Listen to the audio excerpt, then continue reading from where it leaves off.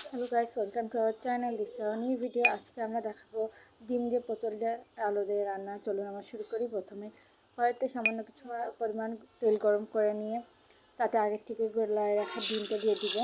আলু দিয়ে ডিমটা আমরা ভেঙে রেখে দিয়েছিলাম, এটা দিয়ে দিব। দিয়ে ভালো করে ভেজে নেব।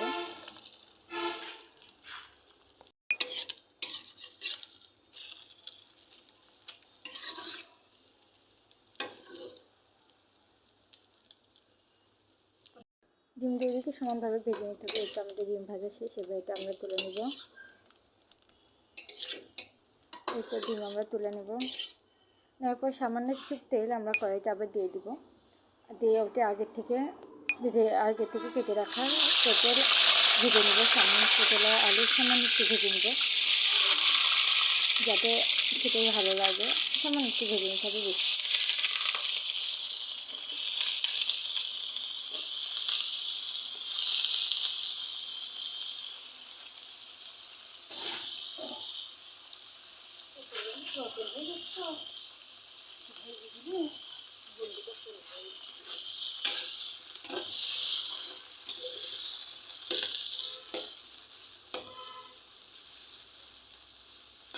এই তো আমাদের এটা ভাজা হয়ে গিয়েছে। এবার এর মধ্যে আগে থেকে বেটে রাখা বাটা মশলাগুলো সব দিয়ে দিব। দিয়ে সঙ্গে ভালো করে মিশিয়ে নিব। আর এতে সামান্য কিছু পরিমাণ পানি মেশাবো, যাতে মশলাটা নিচে লেগে না ধরে। তেলের সঙ্গে সামান্য কিছু পরিমাণ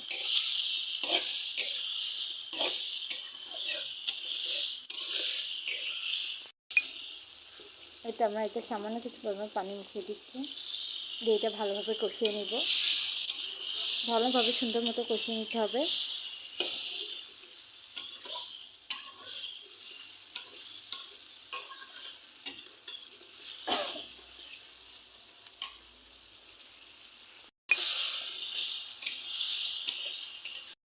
তো কষানো হয়ে গেছে। সামান্য কিছু পরিমাণ পানি দিয়ে দিব ঝোলের জন্য। দিয়ে আমরা এটা ঢেকে দিব। এটা আমরা ঢেকে দিয়েছি। এই তো আমাদের এই তরকারি সেদ্ধ হয়ে গিয়েছে। পটল আলু সেদ্ধ হয়ে গেছে। এবার এটা আমরা ঝোলের জন্য কিছু পানি দিয়ে দেবো। যে যতটুকু পরিমাণ ঝোল খাবেন সে ততটুকু পরিমাণ পানি ইউজ করবেন এখানে।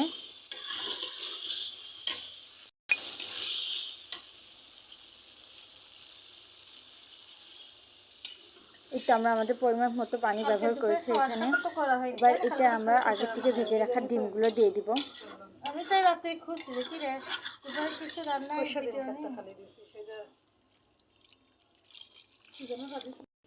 এটা আমরা আগে থেকে ভেজে রাখা ডিমগুলো এখানে সব দিয়ে দিব। দিয়ে আবার আমরা এটা কড়াই ঢাকনা দিয়ে ঢেকে দিব, যাতে আমাদের তরকারি ঝোলে বলক উঠে আসে। সেভাবে করে আমি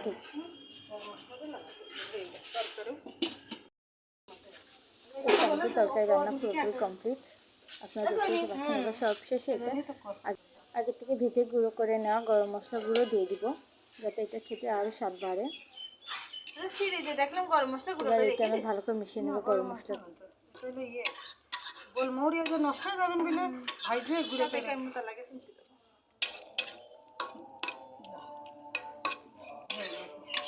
দেখি থামো। এটা দেখুন আমাদের আজকে রান্না শেষ। এই তো আজকে আমাদের রান্না এখানে আছে ডিম দিয়ে আলু দিয়ে রান্না, পটল দিয়ে রান্না, চাল কুমড়ো ভাজি আর সাথে অল্প আমাদের আজকে খাবার। সবাই আমাদেরকে সাবস্ক্রাইব করে